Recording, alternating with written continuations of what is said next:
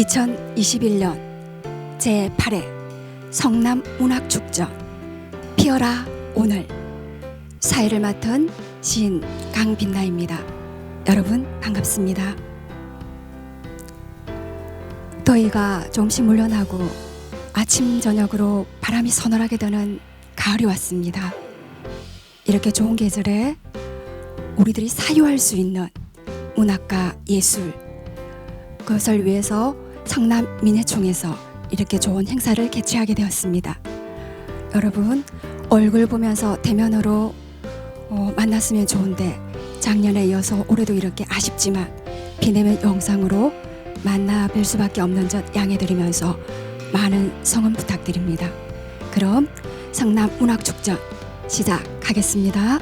네, 첫 번째 순서로 시 특강 시간입니다. 시 특강으로는 할인 시인을 모셨는데요. 내용은 이것만 알면 당신도 좋은 시를 쓸 수 있다 라는 제목으로 시 특강을 해주시겠습니다. 할인 시인을 간단하게 소개해드리면 2008년 시인세계를 통해서 등단하셨고요.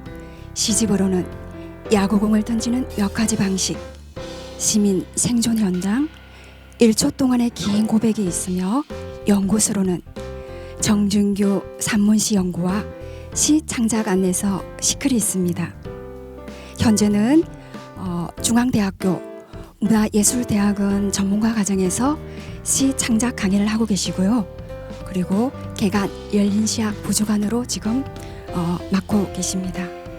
그러면 우리 할인 시인의 시 특강을 들어보는 시간 갖겠습니다. 네, 반갑습니다.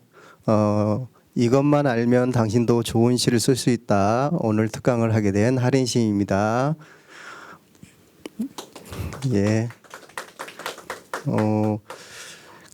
제가 그 시창작 이론서를 시클이라는 책을 쓴 다음에 계속해서 오랫동안 시창작을 가르치다 보니까 사람들에게 입소문이 나서 이렇게까지 저를 초대해 주신 것 같습니다. 제가 이 주제를 정할 때 고민을 했었는데 어떤 주제를 선택해야 여러분들에게 그 짧은 특강 시간 안에 좋은 의미를 전달할 수 있을까 고민했습니다. 어떤 경우가 있었냐면 시클이 총 21장으로 되어 있었는데 시클에서 가장 중요한 장이 어디냐 이렇게 물어본 적이 있었어요, 저한테. 그래서 저는 주저없이 몰입성 부분이다 그랬어요. 몰입성 부분이다. 몰입성에서 몰입성만 알면 최소한 여러분들이 평소에 쓰는 시보다는 좋은 시를 쓸 수 있다. 그래서 몰입성이 주로 얘기하는 게 하나의 법칙인데 이 하나의 법칙을 제가 시창작 이론서에서는 거의 처음으로 얘기한 것 같아요. 이 하나의 법칙만 지키면 시의 70%, 80%는 완성된다. 이런 제가 확신을 가지고 있었어요. 그래서 오늘 특강도 거기 몰입성 부분에 해당하는 것을 바탕으로 제가 진행하려고 합니다. 예. 본격적인 특강 들어가기 전에 우리가 이제 좋은 시를 쓰지 않고 싶은 분들은 한 명도 없잖아요. 다들 주목받고 싶은 시를 쓰고 싶고 다들 개성 있는 시를 쓰고 싶죠. 그래서 이제 그 쓰기 전에 점검해야 할 것에 대해서 제가 몇 가지 이렇게 요약해서 먼저 강의를 하고 그 다음에 몰입성 부분에 대해서 얘기를 할 겁니다. 여기 뭐라고 되어 있냐면 저도 여러분도 시 쓰기의 천재가 아니다. 시 쓰기 전에 충분히 생각하고 써라. 이렇게 제가 표현을 했어요. 표현을 했습니다. 마우스는 나타나지 않네요. 이걸로 하겠습니다. 쓰기 전에 충분히 생각하라 이렇게 하는데 제가 시창작을 평소에 가르칠 때 어떤 얘기를 하냐면 보통 시적 영감을 이제 받게 되죠. 그러면 사람들이 무릎을 치잖아요. 이렇게 무릎을 치게 되죠. 이제 쓸 준비가 된 것처럼 하는데 저는 그 무릎을 치는 순간에 쓰지 마라 그러고 무릎을 치는 순간에 얻은 영감은 시쓰기에 5%에서 10%를 이제 확보했을 뿐이다. 이렇게 말을 합니다. 제가. 90%는 어떻게를 충분히 생각하라는 얘기예요. 그런데 대부분의 사람들이 무릎을 친 다음에 그것을 대부분의 시의 50% 이상을 적용했어요. 그 어떻게를 충분히 생각하고 쓴 사람과 생각하지 않고 쓴 사람은 큰 차이가 발생합니다. 나중에. 그래서 제가 쓰기 전에 충분히 생각하라 이런 문구를 제가 여기 적었어요. 첫 번째 1번은 뭐라고 했냐면 내가 찾은 소재가 남들이 안 쓴 것인지 고민하라 그렇게 돼 있죠. 연암 박지원 선생이 이런 말을 했어요. 비슷한 것은 가짜다. 비슷한 것은 가짜다라고 그랬어요. 익숙한 것은 아예 쓰지 않는다. 남들이 다 쓴 것 같다면 무조건 그 자기가 찾은 소재를 무조건 버려서는 안 돼요. 버리는 게 아니라 익숙하면 익숙할수록 더 무조건 역발상을 적용해야 돼요. 어머니에 대한 시가 가장 쓰기 어려운데 새롭게 신선하게 어머니에 대한 소재를 버릴 수는 없잖아. 그런데 너무나 익숙한 소재니까 무조건 발상을 새롭게 해야 한다. 그 다음에 시적 상상을 적용해야 된다. 나만의 표현 기법을 동원해야 한다. 여기 나만의 표현 기법은 뭐 탁월한 상징이라든가 탁월한 비유라든가 탁월한 동일화가 있겠죠. 이런 것을 하지 않고 바로 쓰고자 하는 것을 쓰면 안 된다는 거였죠. 물론 쓰고자 하는 걸 쓰면 자기 자신이 만족스러운 시에 도달할 수 있죠. 그런데 다른 사람들은 수만 편이 뭐예요? 수백만 편의 어머니에 대한 시를 읽었을 텐데 새로운 감흥을 느낄 수 없겠죠. 그래서 충분히 첫 번째 내가 찾은 소재가 남들이 안 쓴 것인지를 고민하는 과정이 필요합니다. 두 번째 찾은 소재로 개별 주체의 내면을 집요하게 섬세하게 그려낼 수 있는지를 고민하라 그래요.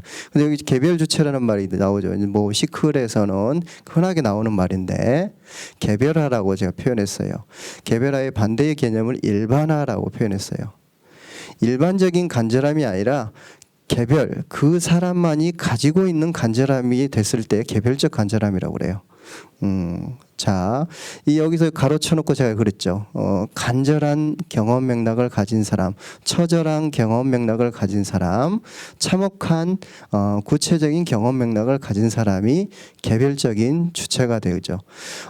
시에서 이제 뭐 주체란 말도 쓰고 화자란 말도 쓰는데 시에서 말하는 사람이 화자잖아요. 화자인데 시의 주인공처럼 시의 메시지, 시의 주제를 향해서 움직이는 사람이 주체죠. 사람이 될 수도 있고 뭐 계단이 될 수도 있고 구름이 될 수도 있죠. 구름이 시의 주인공이면 구름이 주체가 되는 거죠. 그런 존재들을 시적 대상이라든가 그런 존재들을 개별화를 시키는 게 중요하다. 오늘 이 개별화만 강의해도 이제 1시간 넘게 강의를 해야 되는데 시간상 다음 걸 보겠습니다. 소재가 이제 잡혔다면 그 개별 주체 입장에서 상상적 체험을 극단까지 한다라고 그랬어요. 극단까지. 내가 이번에 어머니에 대한 시를 쓴다면 어머니를 개별화시키는 게 중요하죠. 어머니 하면 우리가 가장 떠오르는 정서가 연민이죠. 연민. 짠하다, 안타깝다, 불쌍하다. 뭐 이런 연민 의식이 먼저 잡히는데 어머니에 대한 연민이라는 그 큰 뭐 어떤 사람 어머니라는 단어만 얘기해도 막 눈시울을 적치는 사람도 있죠. 근데 어머니에 대한 연민이 수만 가지의 문양을 띌 수 있다. 이걸 캐치해야 돼요. 수만 가지 문양 중에서 내가 찾아내는 매력적인 정서적 문양을 그려내는 거죠. 그러니까 커다란 주제 면에서는 큰 게 새로울 게 없는데 그 시인만이 잡아낸 정서적 문양은 다를 수 있다. 그 정서적 문양은 아까 말한 대로 구체적이고 개별화된 경험 맥락에서 나온다. 어머니가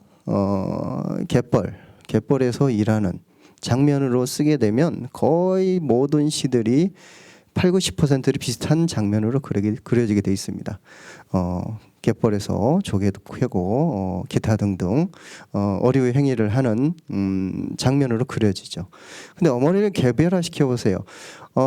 혼자 사는 독거 노인으로 개별화를 시킬 수도 있고 그러겠죠. 어머니가 더 개별화된다면 장애인 어머니가 될 수도 있겠죠. 장애인 어머니가 한쪽 팔을 쓸 수 없는 장애인 어머니가 가족의 생계를 위해서 조개를 캐요. 벌써 다른 느낌을 받죠. 일반화된 어머니에서부터 달라지죠. 이런 어머니를 설정할 때 염두에 둬야 될 것이 제가 좀 강조했던 부분인데 시인과 화자의 어머니는 다른 개념이다. 개별 개념을 가지고 있어야 된다. 시는 시인 이야기를 쓰는 게 아니라 화자 이야기를 써야 된다. 화자. 시에서 말하는 사람의 어머니라는 거예요. 시에서 등장한 어머니는 시인의 어머니가 아니라 화자의 어머니예요. 우리들이 그 경험한 어머니들은 희생적인 어머니고 대부분이죠. 희생적인 어머니고 거의 비슷한 이미지의 어머니예요. 어머니가 될 수 있죠. 근데 개별 화자의 입장에서의 어머니면 수도 없는 어머니가 내 시에 등장할 수도 있게 돼요. 화자 이야기를 쓰는 거예요. 시에서.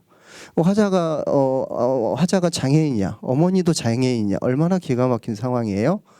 그 입장에 쓰면 어머니가 개별화돼서 나타나게 되죠. 상황도 수도 없는 상황이 될 수도 있죠. 물이 빠져서 이때 갯벌로 나가는 장면으로 쓸 것인지, 물때가 돼가지고 엄청 무거운 몸을 이끌고 돌아오는 장면을 쓸 것인지, 비가 억수로 쏟아지는데 물은 빠져 있어서 그때 어류 행위를 하는 장면을 쓸 것인지, 수도 없는 장면이 존재하게 되죠. 그런 상상적 체험을 충분히 해야 돼요. 충분히. 그래서 이 극단까지 갈 수는 없어요. 왜? 대부분의 사람들이 극단까지 가지 못하는 게 시인의 어머니를 쓰기 때문이요. 자기 어머니 이야기 쓰는데 막 극단적인 상상적 체험할 수 있겠어요? 안 되겠죠. 화자의 어머니 이야기를 써야만이 극단까지 가는 체험이 가능한 거예요. 이거 되게 중요해요. 중요합니다. 그러니까 그 자신들이 쓴 시가 고만고만하다고 그러죠. 우리가 고만고만한 시로 형성되는 거예요. 표현만 좀 다를 뿐이지. 그래서 그 화자의 입장에서의 가능한 거예요. 그래서 극단이라는 것은 안 좋은 게 아니에요. 안 좋은 뭐 이렇게 불행하거나 어떤 뭐 파격적이거나 이런 개념이 아니라 내가 표현하려고 하는 정서가 연민이라면 연민의 극단을 가는 거고, 그리움이라면 그리움의 극단을 가는 거예요. 고독이라면 고독의 극단을 체험하라, 이런 얘기입니다. 근데 막 이 극단이라 하니까 뭐 이렇게 안 좋은 이미지, 뭐 이탈하고, 자기가 뭐 불륜 저지르고 뭐 이런 게 극단이 아니라 자기가 최초에 표현하려고 했던 나만의 지점의 그 정서적 맥락에서의 극단까지 한번 상상적 체험을 해라, 이런 얘기입니다. 자, 네 번째는 상상적 체험 후에 지배적 정서를 가장 드러낼 수 있는 극적인 장면 하나를 남긴다. 이 강의가 이제 중복될 수도 있는데, 그 하나의 법칙 중에 이제 하나가 극적인 장면만 가지고 써라야겠어요. 자기가 체험을 했어. 아까 비가 억수로 쏟아지는 날 어류 행위한 것은 누가 안 쓴 것 같아요. 갯벌 행위 중에서 억수로 쏟아지는 날 그런 그 어류 행위를 하는 어머니로 설정했다면 그 극적인 장면만 남기는 거죠. 물때가 점점 돼가지고 돌아오는 장면만 쓰자. 그 장면 안에서만 포커스가 맞춰져서 시가 이루어져야 돼요. 근데 대부분 이동을 한다고. 갯벌 나가기 전부터 하는 행위부터 또 이게 돌아올 때 또 집에 도착할 때까지 그냥 그 장면만 가지고 써보세요. 물때가 막 들어오기 시작한 그 장면. 그러면 섬세함과 집요함과 나만의 시선이 더 잘 자리하게 됩니다. 그래서 극적인 장면 하나만 남겨라. 5번은 집요하게 표현할 객관적 상관물이나 객관적 속성, 객관적 현상 중에 하나를 정하라. 이렇게 돼 있죠. 그 장면 안에서 저 같으면 물때를 가지고 쓸 거예요. 물때라는 거. 물이 들어온 때, 시간이란 얘기죠. 물때가 객관적 상관물의 이미지를 할 수도 있죠. 물때가 들어오면 물만 들어온 게 아니라 물만 들어오고 나가는 게 아니라 어떤 그 화자가 그리움의 정서라면 그리움이 밀려갔다가 다시 들어오는 이미지를 쓸 수 있죠. 물때의 이미지만 가지고 하면 물때라는 것은 수위가 차오르는 이미지니까 내 그리움의 수위는 점점 차오르고 있다 이런 이미지도 쓸 수 있어요. 이제 방금 생각난 말이에요. 미리 준비한 멘트가 아니라 그렇게 어떤 객관적 상관물을 또는 객관적 상관 현상. 저는 이제 객관적 상관물이라고 이제 이 시 이론 책에서만 나와 있는데 상관물만 얘기하지 않아요. 상관 현상 가지고 쓸 수도 있어요. 상관 속성 가지고 어떤 객관적인 현상을 예를 들어서 그 발효라는 현상 있잖아요. 발효 자체가 현상이잖아. 그 현상을 가지고 수도 없는 시를 쓸 수 있죠. 여러분들은 이제 뭘 발효시키고 싶으세요? 저는 오늘 밤에 고독을 발효시키고 싶어요. 각자만의 발효라는 객관적 현상을 콩이라든가 막걸리라든가 이런 것만 발효시키지 말고 예상치 못한 걸 발효 한번 시켜보세요. 발효시켜 보세요. 여기 계신 분들 있는데 몇 분이라고 말해도 되나요? 있는데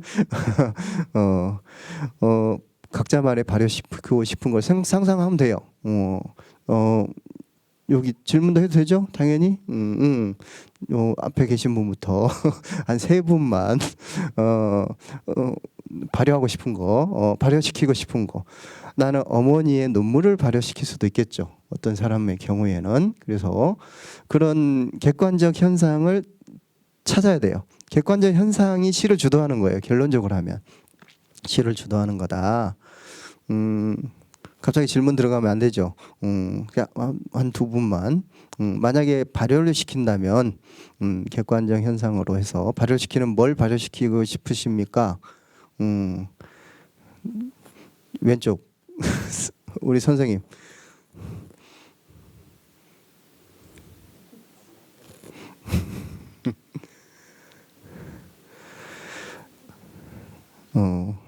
말을 안 하셨으니까 그냥 침묵을 발효시킨다고 하겠습니다. 저 제일 뒤에 분 있습니다. 뭘 발효시키고 싶으세요? 네. 길. 길은 상징적인 단어잖아요. 수많은 다이성을 포함하고 있으니까 길을 발효시킬 수 있겠네요. 네. 그런 식으로 5번은 객관적 상관물, 객관적 속성, 객관적 현상을 찾습니다. 로스팅, 요즘 커피를 많이 마시니까 로스팅 과정도 객관적 현상이네요. 그러겠죠.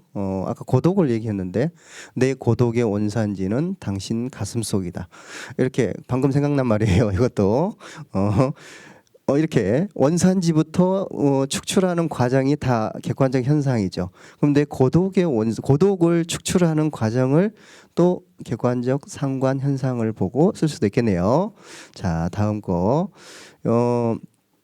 이제 기본이 됐어요. 객관적 현상 상관물까지 찾으면 됐어요. 이제 구체적인 작업이죠. 객관적 상관물이나 객관적 현상이 갖는 겉의 속성과 안쪽 속성을 정밀하게 내밀하게 읽어내는 과정이 필요해요.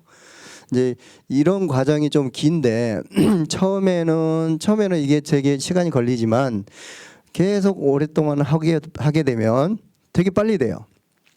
저 같은 경우는 5분에서 10분 만에 돼요. 이게 과정이, 전체 과정이. 그래서 이 시쓰기 준비 과정이 상당히 긴 게 아니에요. 그래서 객관적 상관물이나 이걸 정밀하게 관찰하는 게 좋아요. 관찰해요. 그래서 그 단어라든가 이미지를 막 나열해야 돼요. 나열. 아까 로스팅을 하면 원두, 원산지, 추출, 내리다, 또 그 가라앉다. 그다음에 그 최초의 에스프레소는 진하다 이런 단어도 다 메모가 가능하죠. 진하다라는 단어도 가능하죠. 그다음에 가루화 시키잖아요. 갈아버린다 가루 이런 관련된 단어나 이미지를 다 나열하면 그 단어나 이미지를 다 쓰진 않지만 활용해서 나만의 시적 표현이 순간적으로 막 떠오르게 돼요. 떠오르게 됩니다. 그래서 객관적 상관물이나 객관적 상관 현상의 겉토 속성과 안쪽 속성을 아주 정밀하게 읽어내는 게 상당히 중요하다. 이거 기억하시면 좋겠네요. 자, 7번은 극적인 장면, 객관적 상관물. 아까 방금 얘기한 거죠. 극적인 장면만을 남기고 객관적 상관물을 남겼으니까 이것과 관련된 단어를 다 나열하는 거예요. 다 나열해요. 이미지나. 그 마인드맵을 많이 해보셨죠. 글쓰기의 또 기본 어떤 방식 중에 하나가 마인드맵인데 마인드맵을 하듯이 다 나열하세요. 떠오르는 거 다 나열해 보세요. 그 다음에 8번은 나열한 것 중에서 그 속성을 시적으로 변환이 가능한 것을 막 표시하는 건 표시하면서 이건 상징적으로 표현해 보자. 생각난 거 다 메모하세요. 또 이건 비유적으로 표현해 보자. 메모하는 거죠. 그 이제 8번이 그런 과정이죠. 9번은 이제 하나의 법칙을 지키면서 쓴다. 이게 이제 오늘 하나의 법칙이 주요 강의 내용이죠. 자, 10번은 뭐냐면 이제 좋은 시가 되려면 일상적으로는 알고 있었지만 놓치고 있었던 존재성이나 관계성을 정밀하게 관찰한 후 섬세하게 묘사하고 내밀하게 시적 진술을 통해서 그려낸다. 이제 쓰는 과정이죠. 10번은 쓰는 과정입니다. 머릿속에 이제 그 시에서 쓸 때 이걸 놓치는 경우가 많은데 막 표현이라든가 직관에만 이거 되게 중요한 말이잖아요. 묘사라든가 직관은 되게 시적 직관은 되게 중요한 말인데 거기에만 너무 신경 쓰다가 뭘 놓치냐면 내가 이번 시에 표현하려고는 시적 메시지가 되게 제일 중요해요. 나만의 시적 메시지가 중요해요. 아까 그 연민의 어머니에 대한 연민의 문양이 있으면 나만이 표현하고 싶은 연민의 문양은 A라는 어머니가 B라는 상황에서 드러내는 그 심리적 문양이라든가 연민의 문양 또는 존재론적 문양이 이건 누가 안 썼어. 나는 그 문양을 쓸 거야. 내용이 그 메시지가 아니에요. 심리적 맥락, 심리적 문양. 어머니가 중환자실에 누워 있을 때의 기분하고 어머니가 요양병원에서 거기 꽃밭에 앉아가지고 꽃을 바라볼 때의 내 기분하고 또 어머니가 아까 땡볕 아래서 텃밭을 멜 때의 기분하고는 다 다르다는 문양이 다르다는 거예요. 이런 문양은 남들이 안 썼어. 나는 그 문양을 쓸 거야. 이게 나만의 문양을 먼저 설정하는 게 중요합니다. 그 문양을 머릿속에 염두에 두고 쓴다는 얘기예요. 그 다음에 11번은 이제 그냥 플러스인데요. 이건 노하우 그냥 쓰다가 막힐 때는 장면을 그대로 둔 채 이제 처음에 쓰다 보면 막 5줄 쓰다가 딱 막히는 경우가 많잖아요. 물론 잘 쓴 사람은 10행도 쓰고 그러지만 막힐 때는 어떻게 하냐? 그 장면 안에서 가능한 행동 이미지나 사물 이미지를 쓱 집어넣어요. 만약에 이제 접시 위에 사과를 집요하게 표현하다가 막혔어요. 일주일 동안 방치했던 접시 위에 사과가 쭈글쭈글 점점 말라가고 있어요. 그 사과를 내 처지와 비슷해서 비유적으로 막 표현하다가 막혔어. 이제 딱 할 말을 다 한 것 같아. 그럴 때 좀 더 길게 쓰고 싶다면 행동 이미지를 넣으세요. 사과를 깎거나, 여기 사과를 하나 더 옆에 놓거나. 사과를 굴려서 바닥에 떨어뜨리거나 이렇게 그 장면 안에서 가능한 그 하나의 법칙에서 이동하면 안 된다고 그랬죠. 장면 안에서 가능한 동적인 이미지, 사물 이미지를 툭 던지면 또 오행을 더 쓸 수 있어요. 이렇게 이게 기본인데 자 이제 본격적인 강의 그 하나의 법칙 전에 좋은 시란 어떤 시인가 우리가 규정을 또 해야 되잖아요. 당신도 좋은 시를 쓸 수 있다고 그러던데. 자, 좋은 시의 제가 생각하는 좋은 시의 개념이에요. 다 읽고 났을 때 떨림, 번짐, 울림을 주는 시가 좋은 시더라. 이 얘기를 하고 싶네요. 다 읽고 났는데 그냥 건조한 감정만 그 자리하면 좋은 시가 아니죠. 자, 정서적 떨림, 정서적 번짐, 정서적 울림을 주는 시가 좋은 시다. 그다음에 두 번째 정서적 파장을 가져오는 시. 읽고 나면 이렇게 그 울림 떨림으로 인해서 뭔가 깨달음을 주거나 뭔가 마음의 상태를 막 움직이게 해주는 시가 있어요. 어머니에 대한 기가 막힌 시를 읽으면 내 어머니가 막 자동으로 떠오르게 하고 여운적으로 어머니에 대한 그리움이 계속 밀려온다. 정서적 파장이 있는 시죠. 세 번째 감각을 일깨워주는 시. 내가 잔잔하게 일상화된 관습하던 내 감각을 막 일깨워줘요. 좋은 시를 막 읽다 보면 그렇게 되겠죠. 여러분 다 경험했던 거죠. 이런 것들은. 또 네 번째는 첫 줄부터 흡입력 있게 펼쳐지는 시. 제일 좋은 시는 이제 지금 뭐 시인이 뭐 1만 명 시대, 뭐 어떤 사람은 뭐 더 된다, 뭐 3만 명이 넘다, 뭐 이렇게 말하는 사람이 있는데 그 시단에서 뭐 1류, 2류, 3류를 이제 분류하면 안 되겠지만 3류 등단지까지 하면 3만 명이 넘을 수도 있다. 뭐 이렇게 말하는 사람도 있어요. 그걸 떠나서 좋은 시는 그렇게 많은 시가 창작되고 잡지에 실리고 시집이 발간되는데 독자들은 너무 읽을 거리가 많다라는 거예요. 그러니까 독자들이 본인의 시를 읽었을 때 첫 줄부터 흡입을 하지 않으면 독자가 안 읽어요. 안 읽어. 저한테도 뭐 한 계절에 뭐 8권에서 10권 정도 시 전문 잡지, 문학 잡지가 오는데 저 다 안 읽었습니다. 안 읽어요. 첫 줄 앞부분 읽어보고 정말 나를 흡입한다, 나를 빨아들이고 시에 실감과 공감을 주고 있다, 그러면 읽어요.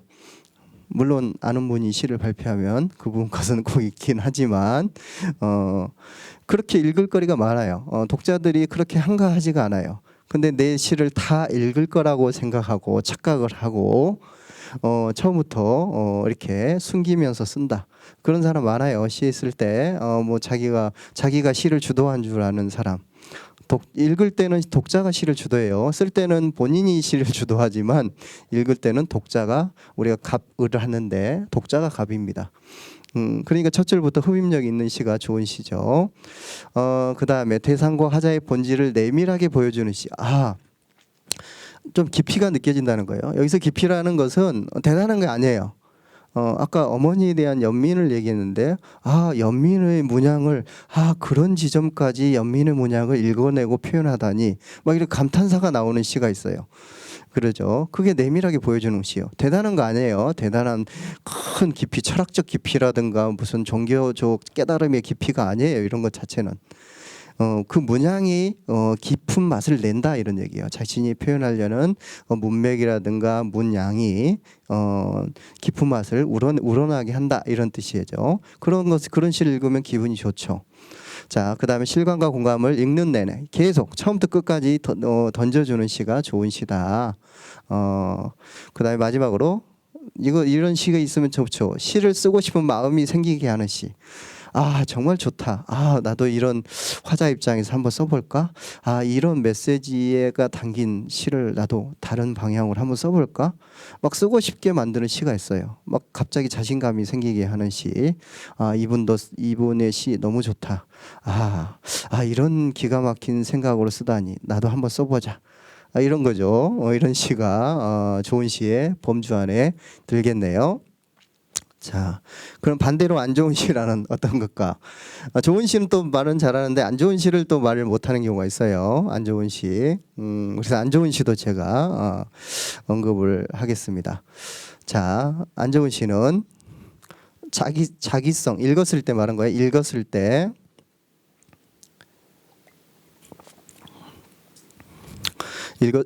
자기성 혹은 연출성이 느껴지는 시예요. 자, 연출하고 있구나, 시가. 억지로 꾸며내고 있구나. 근데 모든 문학은 시나 소설은 다 원래 있는 사실만 쓰는 게 아니에요. 원래 상상을 바탕으로 쓰는 거죠. 시나 소설은 다 그런 건데 근데 노련한 사람은 뭐 시인이 의도로 이렇게 꾸며냈지만 꾸며낸 것이 자연스럽게 흡수된다는 거예요.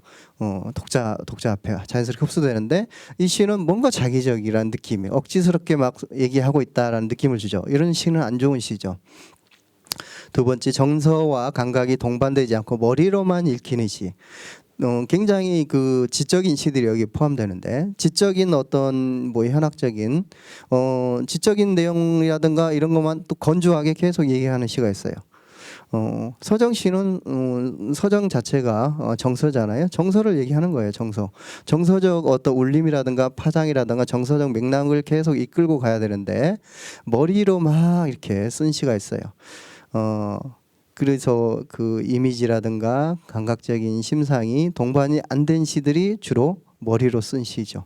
머리로만 읽히는 시. 세 번째, 자꾸 물음표를 던지게 하는 시. 이건 되게 안 좋은 거예요. 대부분 뭐 처음 쓰는 사람, 뭐 또 대단한 시를 쓰려고 하는 사람, 이번엔 꼭 내가 당선작을 쓸 거야, 꼭 문학상을 받을 거야, 하면서 되게 어깨에 힘주고 쓰게 되면 막 시를 숨기게 돼요. 숨기면서 자기만의 혼자 머릿속 생각으로 막 펼쳐나가요. 그러면 독자들은 왜 이런 표현을 썼지? 왜 여기서 이 단어가 갑자기 튀어나오지? 하고 물음표를 계속 던지게 해. 그럼 안 좋죠. 아까도 말했지만 시인 만명 시대에 물음표를 내가 따라갈 의향이 없는데 물음표를 계속 던지게 하는 거죠. 이런 말을 해요. 시는 스무고개가 아니다. 뭐 시를 20곡에 뭐 퍼즐 맞추듯이 읽을 거라고 독자가 생각하는 거예요. 이 사람은 굉장히 치밀하게 막 의도성을 띠면서, 잘 쓰는 사람들은 그런 거 생각하지 않고 써요. 근데 막 물음표를 막 던지게 해요. 그다음에 혼자만 진지해서 읽고 나면 허무함이 느껴지는 시. 처음에 이제 이 진지함, 진정성 있게 쓰기 위해서 막 진지하게 쓰는데, 진지하게 쓰는 것도 어렵죠. 처음에는. 대부분 관습적이고 인습적인 걸 막 쓰다가 뭔가 이제 개별화를 조금 시키면서 진지하게 쓰게 돼요. 그럼 여기 단계까지 되면 어느 정도 좀 쓰는 단계가 되는 거예요. 잘 쓰는 단계가 돼요. 근데 이제 나중에는 어떻게 되냐면 잘 쓰는 사람이 또 많잖아. 또 그 안에서도 진지한 시만 쓰는 사람이 있어. 그러면 이제 우리가 그러죠. 읽고 나면 너무 허무해. 이런 말을 하게 되죠. 진지한 시를 읽고 그래서 어쩌라고. 뭐 이런 반응을 독자가 보이는 거예요. 네 이야기는 알겠어. 네 의도도 알겠어. 너무 진지하게 잘 썼는데 그래서 어쩌라고. 이렇게 돼요. 반응이. 그러면 이게 진지하게만 잘 쓰는 시가 돼요. 대부분 문학상이라든가 어떤 신춘문예를 준비하는 분이 있다면 진지한 플러스 알파가 필요해요. 알파 플러스, 진지한 플러스 알파는 나만의 장점, 내 시에 이번에 적용한 나만의 장점이 필요해요. 그 장점이 있어야 본심에서 올라가기도 하고 선택되기도 하는 거죠. 진지한 플러스 알파. 생각해 보세요. 알파는 당연히 많이 있겠죠. 지독하게 섬세하게 쓴다거나 다양한 것이 있는데 지독하게 섬세하게 써버려. 남들이 썼던 건데 나는 지독하게 섬세하게 써버릴 거야. 이런 태도를 쓸 수도 있죠. 그 다음에 탁월한 비유를 이번에 활용할 거야. 탁월한 상징을 활용할 거야. 그 직관력을 정말 잘된 표현을 통해서 직관한 것을 잘된 표현을 해서 직관에 대한 장점을 나는 가질 거야. 반전을 넣을 거야. 이번 시에 내가 이런 게 필요해요. 나중에는 이제 잘 쓴 사람 중에서 더 잘 쓰려면 이런 얘기입니다. 이게 바로 혼자만 진지해서 읽고 나면 허무함이 느껴지는 시가 안 좋은 시다. 뻔한 메시지와 뻔한 표현으로 지루함이 느껴지는 시. 당연히 이건 여러분들 다 아는 거죠. 넘어가겠어요. 그다음에 난해성 때문에 심상이 툭툭 끊기는 시가 있어요. 난해가지고 심상이 좀 그려지다가 또 끊겨, 또 좀 그려지다 또 끊겨, 이런 거 있어요. 너무 그 시를 쓸 때 막 머리를 막 이렇게 쓰려고 하네요. 머리 이렇게 A를 배치하고 B를 배치하고 C를 배치하고 이런 것들을 막 하는데 이런 게 있어요. 하나의 그 이미지라든가 메시지를 향해서 이렇게 한 가닥의 실이 연결되듯이 맥락이 조금씩은 연결돼야 돼요. 이걸 뭐라고 하냐면 미묘하게 이미지가 연결되게 써라 그래요. 미묘하게. 근데 뻔하게 이미지가 연결되면 시적 긴장감도 없고 재미가 하나도 없겠죠. 미묘하게 이미지가 연결되는 게 중요해요. 그러면 되게 좋은 시를 써요. 근데 이 난해성을 가진 시들은 미묘하게 연결된 것마저 끊어버려. 이런 거예요. 미묘하게 연결된 것은 최소한 있어야 된다. 그리고 미묘하게 연결된 시가 좋아요. 진짜 너무 뻔하게 이미지가 연결되면 읽는 맛이 없죠. 탁 긴장감이 풀리니까. 미묘하게 이미지가 연결되게 써라, 이런 얘기입니다. 뒤를 읽는데 앞의 내용이 생각나지 않는 시. 요거 또 요즘 길게 쓰는 시인들이 많기 때문에 길게 쓰는 거, 짧게 쓰는 걸 쓰지 마라 이런 개념 없어요. 길게 써도 뒤에 걸 읽었을 때 앞에 이미지가 계속 따라붙어 가지고 연결되면 상관없는데 꼭 길게 쓴 시들 중에 일부는 뒤에 읽었는데 앞에 내용이 생각 안 나. 앞에서 무슨 말을 했는지. 그런 경우에는 좋은 시가 되지 않죠. 길게 쓰더라도. 그럼 길게 쓰는 사람은 더 실력이 좋아야 되겠네.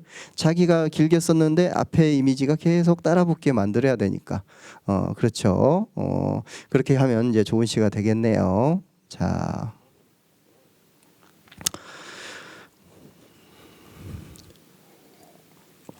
본격적인 강의 하나의 법칙을 지키는 거에 대해서 얘기하는데요. 지금 이 염두에 둘 것이 뭐냐면 독자들은 냉정하다라는 거예요. 아까도 여러 번 강조했지만 제가 이게 써진 것을 좀 읽어가면서 설명하면요. 시는 주관적인 감각이 갖는 정서를 언어로 형상화하여 모든 예술은 형상화 과정이죠. 형상화하여 무관심한 독자의 머릿속 박물관에 걸어놓는 것이다 그랬어요. 여기서 무관심한 독자의 머릿속 박물관에 집중하라 그랬어요. 무관심한 독자의 머릿속 박물관에 집중하라. 독자는 주관적 정서로 가득 찬 시인이나 시인 지망생에 대해 전혀 모르네요. 이게 중요해요. 여러분들에 대해서 전혀 모르는 사람이 이 시를 읽고 있다. 그러니까 어떤 게 만나냐면 낯선 경험. 시를 쓰는 여러분의 경험과 전혀 나를 모르는 독자의 경험이 서로 만나는 거예요. 낯선 상상도 마찬가지죠. 시를 쓰는 여러분의 상상과 전혀 여러분을 모르는 독자의 상상이 만나는 거죠. 낯선 관념, 낯선 추상도 마찬가지입니다. 이렇게 만나는 거예요. 어떤 경우든 독자에게 자신의 시를 이해해달라고 사정할 수가 없다. 왜 내 시를 못 알아봐 이렇게 따질 수도 없죠. 그래서 무관심하고 바쁜 현대 독자는 그럴 만한 여유도 없고 배려심도 없다. 시선을 끌지 않으면 독자는 곧바로 시 읽기를 멈춘다. 이걸 잘 기억해야 되죠. 자, 시를 읽게 만들 때는 출판돼서 읽게 만들 때는 독자가 시를 주도하는 거다. 독자가 갑이다. 이런 생각을 꼭 가져야 돼요. 자,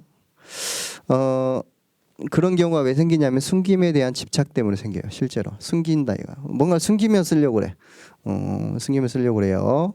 자, 자신만 알게 쓴 경우는 숨김에 대한 집착 때문에 나타난다. 그랬어요. 숨겨요. 자신의 의도를 들키지 않기 위해 숨김과 드러남의 적절한 지점을 창출하는데 이런 식으로 숨김과 드러남의 적절한 지점을 창출하는 식으로 제가 배웠어요. 제가 대학교 때 문창과를 다니면서 또는 다른 시 이론서를 읽으니까 이렇게 가르치더라고요. 이것 때문에 숨기게 돼요. 자신만 아는 모티브나 이미지로 시를 전개하기에 나타난 현상이다. 이게 자신만 아는 거예요. 이것은 숨기는 거 아니에요. 시는 숨기는 게 아니에요. 암시성을 띠는 거예요. 드러났는데 암시성을 띠는 시가 제일 좋은 시예요. 시 잘 쓰는 친구들 다 봐보세요. 친구들 말고 선배 후배 다 보세요. 드러나게 썼는데 암시성을 띠요. 이게 최고의 시의 문장이에요. 최고의 경지에 오른 시의 문장이에요. 드러나게 쓰는데 암시성을 띈다는 거예요. 뉘앙스를 풍긴다고 그래요. 우리가 구체적으로 얘기했는데 묘한 뉘앙스를 풍겨. 이런 게 최고의 시의 문장이에요. 자, 이것은 예의 차원이 아니다. 시는 주관적인 성격의 장르이기 때문에 내용으로 소통하는 건 무리다. 정서나 느낌으로 소통하는 것이다. 그랬어요. 그렇다 하더라도 정서를 공유하게 만드는 바탕이 심상임을, 마음속 그림임을 잊지 말아야 돼요. 마음속으로 펼쳐지는 감각적인 그림임을 잊지 말아야 한다. 이미지의 흐름이 하나의 정서를 향해 움직임을 가질 때 우리는 그 시로부터 매력적인 징후 하나를 발견하게 된다. 그러니 정서를 드러내는 형상 자체를 숨기지 말고 구체적인 이미지로 암시해야 한다. 그랬어요. 자, 그 다음 그림에서 그걸 지금 설명하기 위해서 그림을 제가 인용했죠. 제가 직접 그린 거예요. 시클에 들어있는 그림이죠.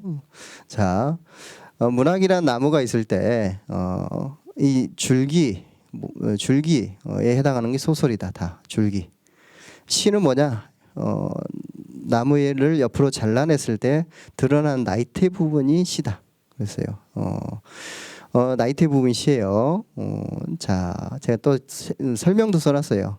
문학이란 나무가 있을 때 나무 줄기에 해당하는 것이 서사에 기반을 둔 소설이고 나무를 옆으로 잘라냈을 때 둥근 단면에 해당하는 것이 이미지의 기반을 둔 시다. 나무의 내력은 줄거리가 있는 소설로 보여주고 나무 안에 깃든 정서나 속성은 나이테가 갖는 압축된 이미지로 암시해야 한다 그랬어요. 나이테를 통해 나무가 가지고 있는 생의 방향, 생의 속성을 암시적으로 독자가 짐작할 수 있도록 해야 한다. 그 나이테는 선명하잖아요. 나이테 자체를 숨기면 안 돼요. 나이테는 선명해요. 딱 보여요. 거기에 촘촘하게 된 부분이 있어.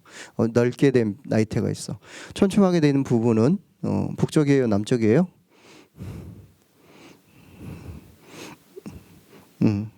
촘촘하니까 어디겠어요? 북쪽이겠죠, 당연히. 북쪽. 북쪽을 암시하고 있죠. 어떤 나이테는 진하게 돼 있어요. 진하게 있으면 그 해에는 가뭄이 들었다라는 걸 암시하죠. 그것처럼 암시를 하는 거야. 근데 나이테는 선명한 이미지잖아. 근데 그 안에 나이테 안에 암시적인 것이 서려 있다라는 거예요. 그것처럼 나이테 가지고 이야기해야 돼요. 이미지 가지고. 순간성 가지고. 그래서 시를 순간성의 장르다 그래요. 순간성의 장르. 자, 여기 추가로 더 읽어드리면 그것처럼 시는 극단적인 장면과 장면 안에 깃든 극단적인 이미지에 기반을 둔 순간성을 갖는 장르다. 그랬어요. 여기서 중요한 것이 나무의 생은 뒤에 숨어 있지만 나이테라는 선명한 이미지는 구체적으로 앞에 나타나는 것이다. 그래서 구체적인 나이테를 통해 생의 정서를 암시하는 것이다 그랬어요. 뒤에 부분은 이런 내용이야. 그것마저 숨기면 안 된다는 거예요. 나이테마저. 그 대부분 숨기는 시들은 나이테마저 막 숨기려고 그래요. 나이테는 선명하게 순간성에 서려 있는 그 나이테의 장면은 최소한 선명하게 드러내고 그 안에 서린 것은 암시해야 된다 이런 얘기예요. 자, 뒤에 내용 그런 거죠. 자, 다음 걸 보겠어요. 몰입성 노하우는 하나의 법칙이에요. 하나의 시적 대상만 가지고 써라 이런 거예요. 하나의 시적 대상만 가지고 써야 몰입성이 생긴다 이거예요. 여러 가지를 막 얘기하려고 그래요. 아까 어머니 얘기하니까 어머니나 아버지 얘기를 하면 대부분이 어머니의 짠한 인생을 다 얘기는 하지 않지만 거의 어머니의 이미지를 다 몰아넣으려고 그래. 그 시에 아버지의 그 이미지를 막 다 몰아넣으려고 그래. 하나의 시적 대상만 가지고 써야 돼요. 하나의 시적 대상만. 그래야 집중도가 생겨요. 실제로. 하나의 시적 대상만 가지고 쓰자. 자, 포인트 없이 자세히 그려넣기만 해서는 안 된다. 제가 이렇게 적었어요. 특색과 개성을 살려 자세히 그려넣어야 한다. 고흐의 많은 자화상 중에서 여기 그림 있죠? 그 길을 붕대로 감싼 이 자화상만 기억해요, 사람들이. 자화상 많아요. 고흐의 자화상 검색해 보면 엄청나게 자화상이 많이 떠요. 근데 사람들이 붕대로 길을 감은 자화상을 다 기억하더라고요. 그것처럼 오른쪽 귀를 붕대로 감싼 자화상을 유독 기억한다는 거예요. 붕대로 감싼 귀가 포인트가 되어 지배적 인상으로 작용했기 때문이다. 그것처럼 시에서도 시적 포인트가 필요하다. 한 가지의 인상과 한 가지 정서를 가지고 한 가지 대상이나 한 가지 현상을 집요하게 그려넣는 연습이 필요해요. 좋은 시는 우리가 뭐라고 그래요? 움직임이 없는 시다라고 그래요. 움직임이 없는 시. 움직임이 없어야 돼요. 하나의 장면, 아까 극적인 장면 하나의 시적 대상만 얘기하는데 길게 써. 길게 쓰려면 어떻게 돼 있어요? 더 대상을 줌으로 당겨서 더 섬세하게 집요하게 관찰하고 사유해야 돼요. 그래야 나만의 것이 발견되고 실력 있는 시인으로 인정받겠죠. 자, 이것을 다시 말해 하나의 지배적 인상 또는 하나의 지배적 정서를 향한 질주다. 그래서 하나의 시적 대상만 가지고 하나의 지배적 정서를 향해서 가야 된다 이거예요. 하나의 지배적 정서는 나만이 발견한 지점이 되겠죠. 자, 제가 ACC로 송승헌 시인의 물의 감정을 제가 인용을 했습니다. 이게 이 친구가 현대문학으로 등단했는데 등단작 중에 하나예요. 이게 등단작 중에 하나. 제가 읽어볼게요. 한번. 물의 감정 송승헌. 나는 물을 좋아하고 너는 물을 좋아하지 않는다. 우리는 갈증으로 대립한다. 물은 너의 감정이다. 너의 기분에 따라 그날의 컵이 바뀌고 물의 온도가 달라진다. 태도는 항상 미온적이다. 너는 웅크리고 있거나 드러누워 있다. 나갔다 돌아오면 방은 침수되어 있다. 너는 금붕어 2마리를 기르고 있다. 그것들은 서로 먹고 교배하고 낳고 먹기를 반복한다. 벽지는 젖어 있다. 너처럼 물고기들은 벽의 감정을 배운 대로 바라보거나 바라보지 않거나 물고기는 식탁의 유리를 좋아하고 창의 유리를 좋아하지 않는다. 나는 살아있는 아무것도 기르지 않는다. 그것들은 서로 먹고 교배하고 낳고 먹는다. 우리는 생활로 대립한다. 나는 출근하고 너는 출근하지 않는다. 나는 말하고 너는 말하지 않는다.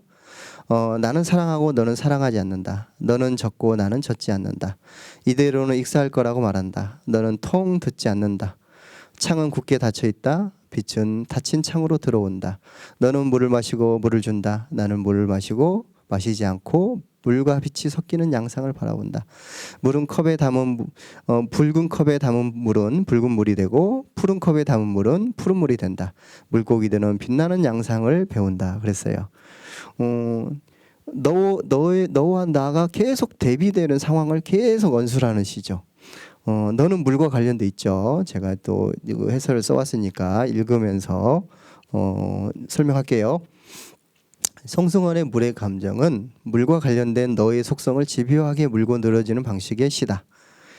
너는 물의 속성을 다 닮아 있고 나는 거기에 반대의 개념을 가지고 있죠. 너와 나는 다르게 비정상적인 상황 속에 놓여 있다. 너는 나와 다르게 너는 비정상이고 나는 정상적인 생활을 하죠. 자, 시인은 이것을 철저히 물과 관련된 요소만 가지고 나와 너를 대비시킨다. 물은 너의 감정이다. 그래서 방 안의 모든 사물이 너의 기분에 따라 모양이 바뀌고 온도가 달라진다. 너는 방 안에서 금붕어 2마리를 기르고 그것들이 서로 먹고 교배하고 낳고 먹기를 반복하는 것을 보지만 방이라는 커다란 어항에 갇힌 물고기가 분명하다. 여기서 말하고 싶은 게 여기죠. 너는 방이라는 커다란 어항에 갇힌 물고기의 이미지를 띠고 있어요. 자, 너는 항상 무언가에 젖어 있는데 반해 나는 너와 반대로 건조하다. 그래서 너와 나는 서로 갈증으로 생활로 대립한다. 나는 출근하고 너는 출근하지 않는다. 나는 말하고 너는 말하지 않는다. 나는 사랑하고 너는 사랑하지 않는다. 너는 젖고 나는 젖지 않는다. 나의 자유와 너의 부자유가 대비되어 나타난 부분이다. 이런 대비를 통해서 시인은 너가 스스로 소외되어 방이라는 커다란 어항 속에 스스로 자기를 가둔다 이런 이미지를 던져주고 있죠. 정체된 존재임을 강조한다. 개인주의가 팽배한 현대 사회에서 사람들은 자기 소외의 의지를 필수적으로 갖는다.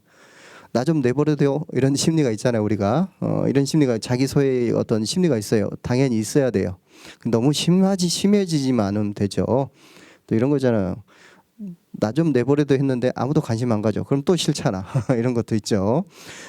이렇게 자기 소외 필수적인 어떤 감정을 갖는데 그것이 적거나 많거나 하는 정도의 차이가 있을 뿐이다. 그런 사람들 중에 자기 소외가 심한 너가 이 시 속에 너가 너무 심한 사람이죠.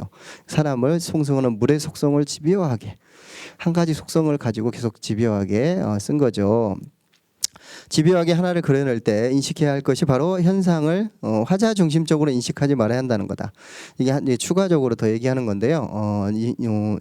화자 중심적으로 얘기하게 되면 놓치게 돼요. 너가 여기 시의 주인공이잖아. 결론적으로 하면. 그럼 너 중심적으로 관찰해야 돼요. 내가 규정을 하면 안 돼요. 지금 나는 뭐 한다, 너는 뭐 한다 그러죠. 너는 지금 어떤 상태다라고 말한 적이 한 번도 없어요. 그렇죠. 너를 규정하지 않아야 돼요. 시에서 규정하는 것이 그 화자 우월성 때문인데 화자 중심적으로 생각하면 그 시적 대상이 가지고 있는 면면의 속성과 내적 속성을 다 놓치게 돼요. 그래서 이런 표현을 썼죠. 제가 화자 우월성이나 화자 중심적인 생각을 버리고 시적 대상에 푹 젖어서 읽어내고 표현해야 된다 이런 뜻이에요. 자, 시간이 없으니까 두 번째 예시는 넘어가고요. 하나의 대상에 집중한 또 다른 시의 예문, 요건 읽고만 넘어갈 거니까 김기택 시인의 껌을 제가 인용을 했어요.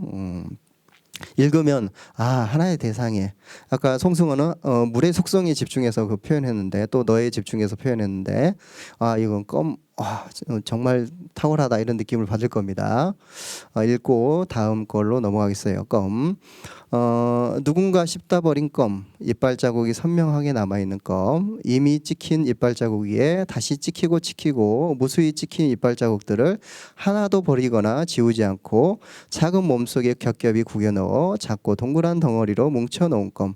그 많은 이빨 자국 속에서 지금 고요히 화석의 시간을 보내고 있는 껌. 고기를 찢고 열매를 부수던 힘이 아무리 짓이겨도 다 짓이겨지지 않고 조금도 찢어지거나 부서지지 않는 껌.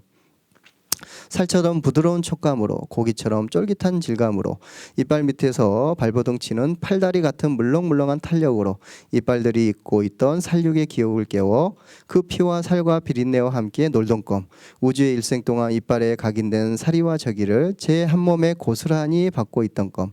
마음껏 뭉치고 짓누르다 이빨이 먼저 지쳐 마지못해 놓아준 껌. 이렇게 했어요. 자, 느낌이 좋죠? 자, 그 다음에 두 번째 노화는 하나의 장면만 가지고 써라 이런 얘기 있어요. 다음 강의가 있으니까 제가 빨리 설명할게요. 화자 입장에서 빙의 상태가 되어 철저하게 상상 체험을 한 후 극적인 하나의 장면만 남기고 그 장면만 가지고 써야 된다 그랬어요. 하나의 장면만 가지고 써야 돼요. 자, 여기 밑에 보면 캄캄한 밤하늘에 반딧불이가 한 마리가 있을 때 집중을 잘해요. 그 반딧불이한테.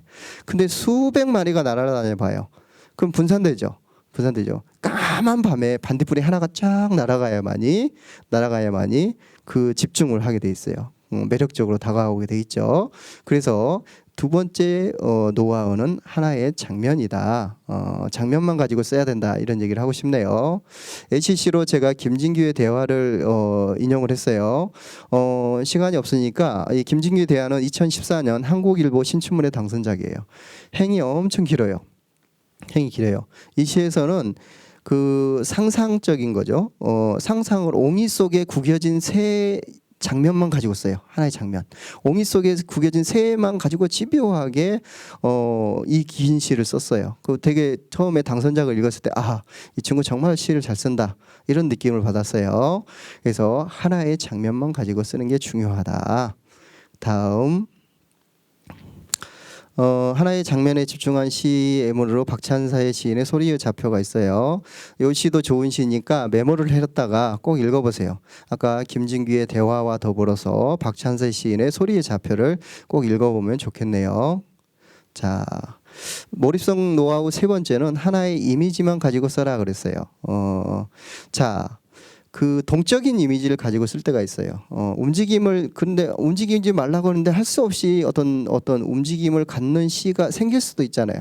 그랬을 때 제가 말하는 게 뭐냐면 하나의 이미지를 놓고 슬로우 비디오로만 움직이는 시를 써라 그래요. 제가 슬로우를 3번 얘기했죠. 지금 카메라 앵글이 이제 하나의 그 시선이잖아요. 그 시선으로 진짜 천천히 움직이는 시는 쓰면 그래도 몰입성과 섬세함과 집요함이 계속 살아나요. 그래서 하나의 이미지만 계속 가지고 써야 돼요. 계속 가지고 써라. 그래서 절대 움직이더라도 슬로우 비디오로만 움직이는 것이 가능하다. 그래서 제자들이 가끔 이런 질문을 해요. 그러면 과거의 일은 회상하면 안 되나요? 회상해도 돼요. 그 장면 안에서 회상해야 돼요. 10년 전 일기를 발견했다. 일기 속엔 2014년이 웅크리고 앉아있다. 상관없어요. 그 장면을 바꾸지 않았기 때문에. 장면 안에서 과거를 회상하는 것은 가능하다. 근데 그 카메라 앵글을 과거로 돌리는 것은 안 좋다. 이런 의도입니다. 다음. 제가 앞부분을 너무 길게 설명해가지고 시간이 부족하게 됐죠. 하나의 이미지, 아까 예시를 봐야 되겠죠. 예시로 제가 제 할인 시인의 트럭이라는 시 있어요. 이 시를 읽어보세요. 동적인 이미지를 가지고 있는데도 하나의 장면만 계속 여기 머무르고 있어요. 트럭이 막 질주하는 장면, 고속도로를 질주하는 장면만 있어요. 할인 시인의 트럭을 검색해서 읽어보고요. 정원숙 시인의 분서도 좋은 시예요. 정원숙 시인의 분서라는 시도 검색해서 읽어보시면 좋겠네요. 그 다음에 그 김선태 시인의 글씨 혹은 쇳대라는 시가 있어요. 천수만 같은 데 가면 철새떼가 엄청 이렇게 날아오르잖아요. 그거 되게 사람들이 막 감탄해가지고 시를 쓰는데 김선태 시인만큼 신선하게 섬세하게 쓴 시들 많이 못 봤어요. 대부분 너무 감동스러우니까 막 써. 근데 다 비슷한 이미지로 써요. 자, 다음 몰입성 네 번째, 하나의 객관적 상관물만 가지고 써라. 앞에서 이제 설명했던 거니까 아까 얘기했어요. 객관적 상관물, 객관적 현상, 객관적 속성만 가지고 써야만이 집요함과 섬세함이 묻어날 수 있다. 그랬어요. 그 시를 주도하는 게 이거다. 시를 주도하는 게 이제 이수명 시인은 시는 아예 시 없어도 된다고 그랬어요. 횡단이라는 실론집에 나와 있는 얘기죠. 시를 주도하는 건 사물이다 그랬어요. 사물, 현상이 주도하지 화자도 아니에요. 화자. 그 현상과 사물이 앞에 나서고 화자는 뒤에 있을 뿐이에요. 시는 아예 없어도 좋다 그랬어요. 그것처럼 그만큼 객관적 상관물이나 객관적 현상이 시를 주도하게 만들면 시가 이미지로 막 살아있고 심상이 생기고 계속 이렇게 머릿속 영상이 쫙쫙쫙 펼쳐져요. 그렇기 때문에 하나의 객관적 상관물만 가지고 쓰고 하나의 객관적 상관물이 시를 주도하게 만들어라. 자, 부분 화자의 그림자라든가 화자의 심리 상태가 암시는 되겠죠. 하지만 주도하는 건 이거다. 자, 그래서 제 시에 통저름이라는 시가 있어요. 세 번째 시집에서 제일 유명한 시 같아요. 제 세 번째 시집 1초 동안의 긴 고백에서 제일 유명한 시인데 제일이라고 하면 다른 시들이 섭섭하니까 많이 알려진 시인데 통저름이라는 시를 읽어보면 좋을 것 같아요. 또 다른 시 중에 기억 시인의 내간. 여기서 기억 시인이 가지고 있는 하나의 객관적 상관물은 뭐냐면 바늘이에요. 바늘 중에서 바늘 끝이에요. 바늘 끝 가지고 이렇게 섬세한 시를 쓴 시인을 많이 못 봤어요. 기억 시인의 내간이라는 시를 꼭 읽어보면 좋겠네요. 자, 시간 관계상 제가 되게 빨리 진행을 했어요. 그래서 이제 종합 정리를 보면 이 하나의 법칙을 지키면 몰입성이 생기면서 좋은 시의 7~80%는 무조건 도달한다. 제가 확신할 수 있어요. 앞으로 계속 여러분들도 이 하나의 법칙만 지키면 써보세요. 그러면 실제로 좋은 시의 80%가 완성돼요. 그래서 복습하듯이 빨리 읽어보면 하나의 시적 대상만 있으면 좋겠다. 두 번째, 하나의 극적인 장면만 가지고 썼으면 좋겠다. 극적인 장면은 하나의 구체적인 시 공간을 바탕으로 하죠. 그래서 이제 구체적인 시 공간 중에서 저는 공간을 더 중요시 여겨요. 공간. 왜냐하면 그 공간성을 분명히 해야 돼요. 중환자실인지 아픈 사람이 누워있는 데가 중환자실인지 중환자실 지하에 있는지 지상 3층에 있는지 지하에 있는 중환자실과 지상 3층에 있는 중환자실 이미지는 또 달라요. 그래서 공간이 되게 중요해요. 그래서 여기 강의실인데 강의실로 공간을 설정하는 순간 수도 없는 의자, 탁자, 뭐 마이크, 뭐 카메라 이런 것들이 스피커 이런 사물들이 공간을 설정하는 순간 사물들이 딸려오게 돼요. 이 공간을 구체적으로 설정하면 쓰면 그 공간 안의 사물들을 내가 활용할 수 있다. 그래서 공간 설정이 되게 중요해요. 그다음에 하나의 이미지만 가지고 써라 그랬죠. 그리고 마지막에 하나의 객관적 상관물만 가지고 써라. 5번을 더 추가했는데 이건 설명을 했는데 처음에 설명했어요. 나만이 발견하고 직관 하나의 시적 메시지를 가지고 있어야 한다 그랬죠. 이게 5번이 제일 위로 가는 게 더 좋을 것 같아요. 하나의 나만이 발견한 시적 메시지. 1분 동안만 이제 마지막 설명하면 이 메시지는 주로 현대시에서는 세 가지를 써요. 지극히 사적이고 예민한 심리적 맥락, 정서적 맥락이에요. 첫 번째는 지극히 사적이고 예민한. 누구나 인식하는 게 아니라 지극히 사적인 거예요. 현대시는 지극히 사적이고 예민한 심리적 맥락. 두 번째 지극히 사적이고 예민한 존재론적인 맥락. 세 번째 지극히 사적이고 예민한 관계론적 맥락을 써요. 그 중에 나만이 발견한 지점이 바로 나만이 발견하고 직관 하나의 메시지다. 이렇게 이것을 좀 인식을 하시면 좋을 것 같아요. 시간이 너무 빨리빨리 지나갔어요. 저는 시간 가는 줄 모르고 계속 앞부분을 조금 늘어지게 강의한 것 같아요. 자, 특강인데 시 쓰는데 도움이 되는 시간이 됐는지 모르겠네요. 자, 지금 시간이 됐기 때문에 질문 시간을 받을 수는 없죠. 받을 수 없으니까 이상으로 제가 준비한 특강을 모두 마치겠습니다. 감사합니다.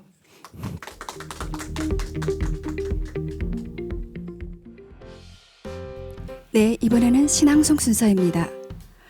정혜영 시인을 모시고 할인 시인의 시 딸기 우유의 기분을 낭송으로 듣겠는데요. 간단하게 정혜영 시인을 소개해드리겠습니다. 우리 정혜영 시인은 예술가 신인상으로 등단하셨고요.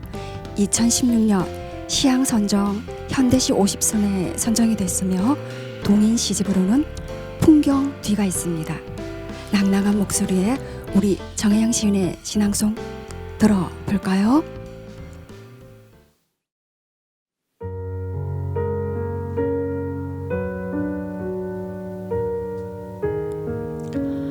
딸기 우유의 기분 할인.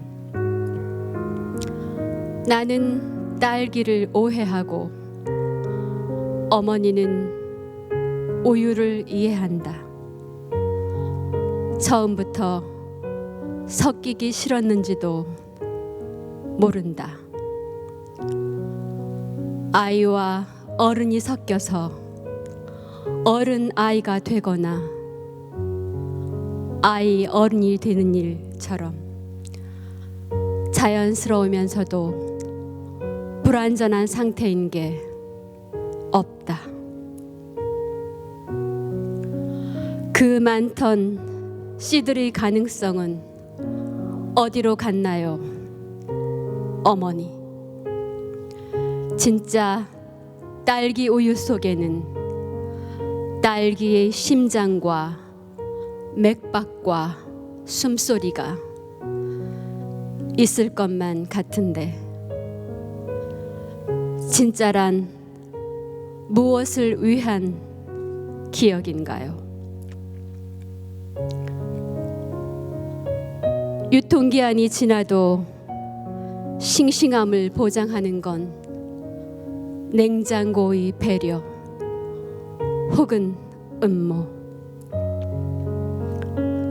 어머니는 알츠하이머의 원산지를 걱정했어야 했다.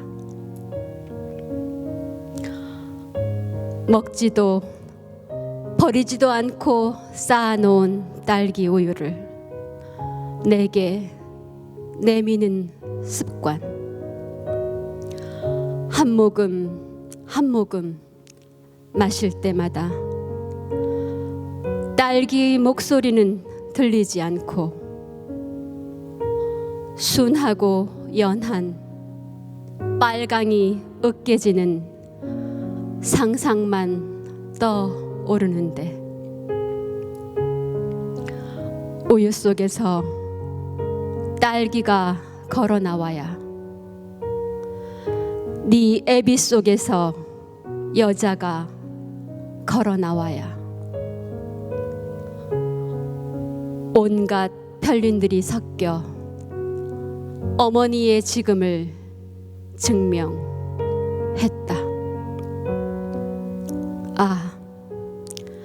아버지 닮은 나를 누군가 마시고 있다는 느낌. 붉은 립스틱을 칠하던 어머니를 지금도 저녁이 외면한다는 느낌.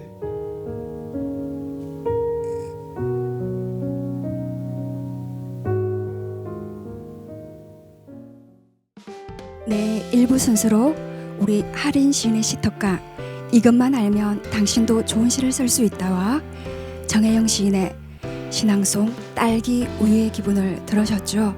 좋은 시간이 됐었기를 바라며 9월 17일에는 소설가 손홍규님을 모시고 소설가를 키운 이야기에 대해서 들어보는 시간 갖겠습니다. 여러분의 많은 관심 부탁드립니다.